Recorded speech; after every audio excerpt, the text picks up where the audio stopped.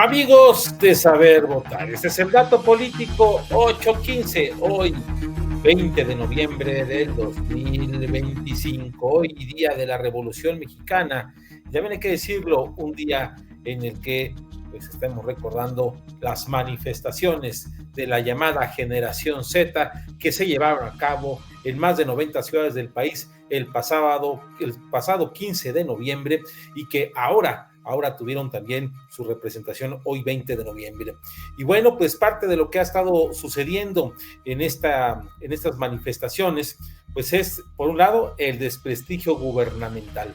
No ha habido día en el que no haya una queja por parte del propio gobierno diciendo que estas manifestaciones son en realidad unas manifestaciones manipuladas por la propia oposición, unas manifestaciones donde no había jóvenes y en las que, eso sí, hay que decirlo, de manera muy rara, el llamado bloque negro, ese bloque anarquista, se acercó a Palacio Nacional antes de que comenzara la marcha.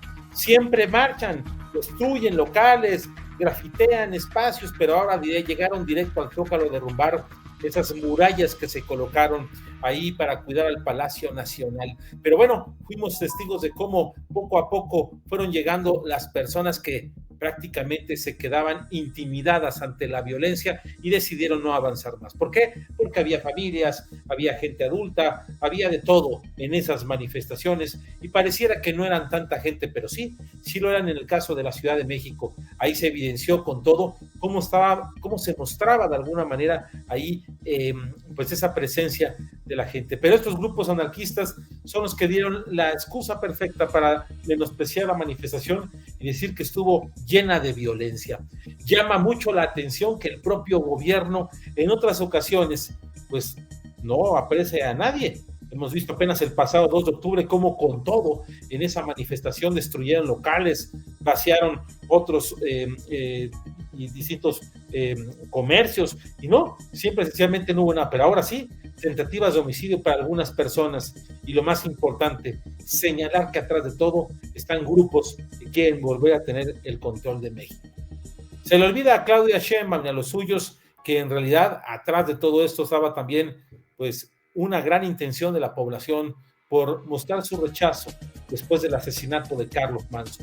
Así que esta violencia que estamos siendo testigos, este tema que hemos visto de manera muy particular, en el que vemos que estas marchas de la Generación Z son una parte importante de lo que podríamos llamar la punta de lanza de ya un descontento a la administración de Claudia Sheinbaum. Tardó un poquito más de un año para que la gente mostrara su molestia hacia Claudia Sheinbaum y hacia la Cuarta Transformación.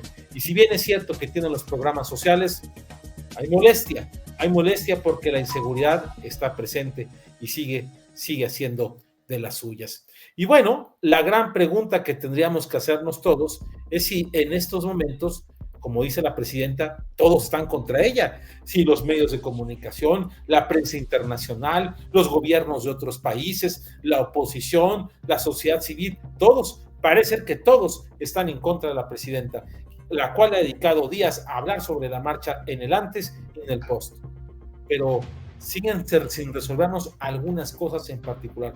Bueno, a tanto ha llegado la propia Claudia Sheinbaum que ella fue capaz de decir, entre otras cosas, que parte del asesinato de Carlos Manzo había sido de alguna manera algo muy local y sin intervención en su momento de algunos otros actores que fueran de riesgo para todo el país. Y bueno, la presidenta dice que se mostró la violencia contra los policías y que por eso tendría que acusarse a los manifestantes. Pero como dije hace un momento, todo suena muy raro, porque ¿cómo es posible que estos grupos hayan estado durante tiempo permanente en el Zócalo y no se haya hecho acciones al pormenor? Eso sí, la llamada hija del 68, la que presumía haber desaparecido al cuerpo de granaderos, no solamente los vuelve a utilizar y le da instrucciones a un gobierno local, pues fue muy visible la presencia de Pablo Vázquez, el secretario de Seguridad Ciudadana, y también la presencia de Berta Luján, la fiscal de la Ciudad de México.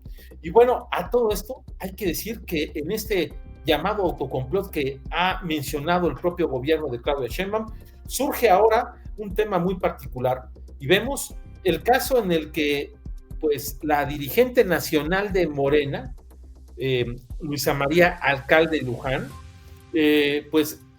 presenta el contrato de un muchacho, ¿sí? Un muchacho que, llamado Edson Andrade, el cual, era de los convocantes a la manifestación.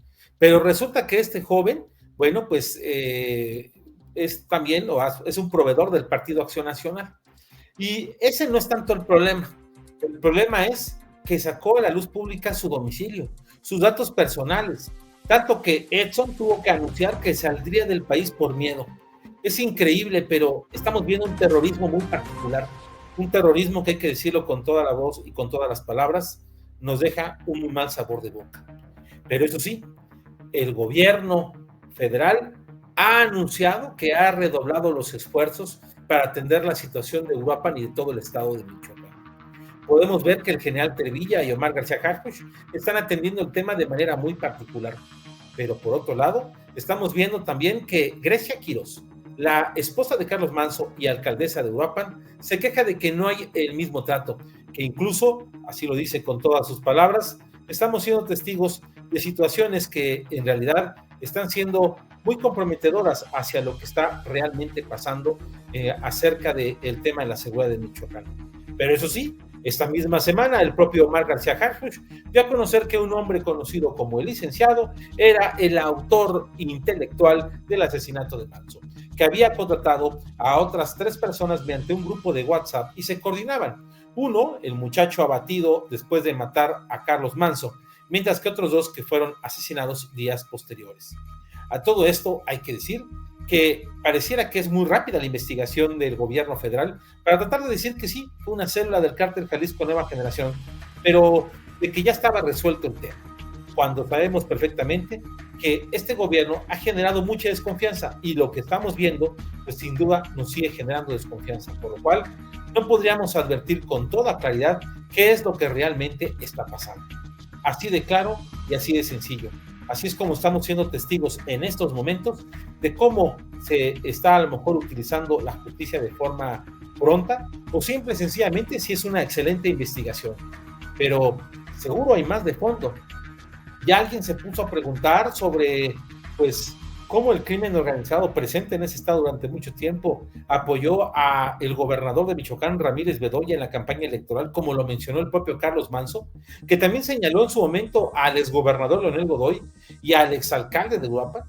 Son preguntas que tendríamos que hacernos, pero la principal respuesta, no todos están contra la presidenta pareciera está molesta contra todos los demás. Y bueno, donde sí hubo algo muy interesante es en Chile, y es que se llevaron a cabo la primera vuelta de la elección presidencial de ese país del Cono Sur. Allí en Chile, después de una elección primaria llevada a cabo el pasado domingo 16 de noviembre, como suele suceder en estos procesos, pues habrá segunda vuelta porque nadie obtuvo la mayoría. Aquí podríamos decir que el primer lugar lo ganó Janet Jara, quien pertenece a actualmente la coalición gobernante de Gabriel Boric. Solamente que Janet Jara ha sido militante del Partido Comunista Chileno, sí, como usted lo escuchó, del Partido Comunista Chileno. Sacó el 26.29% de la votación, mientras que el segundo lugar que se cuela a la siguiente ronda es José Antonio Cast, quien hace 4 años hizo lo mismo, solamente que llegó en primer lugar dentro de la ronda electoral. Ahora llega en segundo lugar, pero ¿quién es más y cómo se podría dar la conjetura de todo esto? Pues en tercer lugar quedó Franco Parisi, este economista y conductor que, por cierto, pues no pisa Chile desde hace un buen rato, con el 18.41. Pero sorprendió también que hubo 2 candidatos más de la derecha chilena que también tuvieron una buena representación. Con el casi 14%, Johannes Kaiser, que es del Partido Libertario, copiando el modelo de Milei, mientras que Evelyn Matei, el 13.7%, representando a otro de los viejos sectores también dentro de la política chilena. Por otro lado, los otros candidatos de izquierda ni siquiera llegaron a los 2 dígitos. Es el caso de Nicole Shekul y también el de Enrique Sotamendi. y por qué no decir el caso de Artes, que no llegó ni siquiera al 1%. Así que veremos que en las próximas semanas se llevará a cabo el proceso electoral solamente entre estos dos, José Antonio Kast y Janet Jara. Veremos cómo se termina de comportar el electorado, porque todo parece indicar que todo el bloque de derecha se va a ir con José Antonio Kast. Aunque un bloque del voto de Parisi, él ha dicho no dar línea hacia nadie, que cada quien vote como quiera. Mientras que los otros grupos y candidatos de izquierda, pues han dado un tímido apoyo a Jara. Vienen los debates, vienen otros momentos importantes en los que veremos quién se queda a final de cuentas como responsable de ese país. Eso sí, podríamos ir advirtiendo de una manera muy particular que si llega a ganar José Antonio Kast, la mancha roja de América del Sur va desapareciendo. Así como vimos en el caso de el propio Ecuador en su momento, o pues el caso también que hemos visto en fechas recientes del caso argentino, y por qué no, el caso de Bolivia, que es el más reciente. Así que otro país más podría convertirse, estar del bloque de la derecha, un regreso de la derecha en el continente americano, en épocas donde Trump está en los Estados Unidos y donde vemos todo eso de forma particular. Y bueno, es momento de irnos, ¿sí?, al datillo político, y en esta ocasión, el datillo político, pues la última jugada de ¿quién? De Francisco Cervantes, Paco Cervantes, como le llaman de cariño. ¿Quién es Paco Cervantes? Bueno, Paco Cervantes es nada más y nada menos que todavía el titular del Consejo Coordinador Empresarial, y que ha sido, hay que decirlo con toda la expresión de las palabras, pues sí, un palero del gobierno de Claudia Sheinbaum. Paco Cervantes ha mostrado estar totalmente alineado a Claudia Sheinbaum y a todo lo que sucede en su propia política económica. Bueno, pues antes de irse, pues renovó el paquete contra la carestía, el cual pues habla de mantener el precio de la canasta básica. Lo hace antes de que se dé el relevo en el CCE, e incluso hay que decir que Paco Cervantes dijo en entrevistas que él le pedía al siguiente presidente del Consejo Coordinador Empresarial que siguiera una buena relación con Claudia Sheinbaum. Y bueno, ¿de quién estamos hablando? Pues nada más y nada menos de José Medina Mora. Pepe Medina Mora, quien fue presidente de Coparmex, es el candidato de unidad del Consejo Coordinador Empresarial. Pepe Medina Mora, sin duda, es un gran personaje, un político empresarial de primera, hay que decirlo, y el cual logró ese consenso que se veía difícil. Llegará al Consejo Coordinador Empresarial alguien que es promovente del diálogo, pero que también es crítico, como lo fue en su paso por Coparmex, que no hará la misma función de palero que Paco Cervantes. Por eso, Paco Cervantes en su última jugada adelanta que se mantiene el acuerdo de la carestía del precio de la canasta básica. ¿Y todo para qué? Para dejarle un mal camino a Pepe Medina Mora. Pero hay que decirlo con todas las palabras, Pepe Medina Mora es un personaje de primera, de una sola pieza, que sin duda dará un papel por los empresarios de México, vilipendiados desde el gobierno de López Obrador, y principalmente cuando Paco Cervantes se puso a disposición, olvidándose de la realidad que tiene que hacer, ver por el bien de todo el sector empresarial. Pero veremos cómo se comporta. Faltan unos días para que esto suceda y tome posesión José Medina Mora. Felicidades a él, y que Paco Cervantes, pues ya se acabó su carrera política. Y bueno, es el momento de despedirnos, es el momento de decir que pues acabamos en este momento nuestra transmisión, no sin antes pues invitarlos a todos ustedes a que pues sigan presentes en todo lo que hacemos nosotros aquí en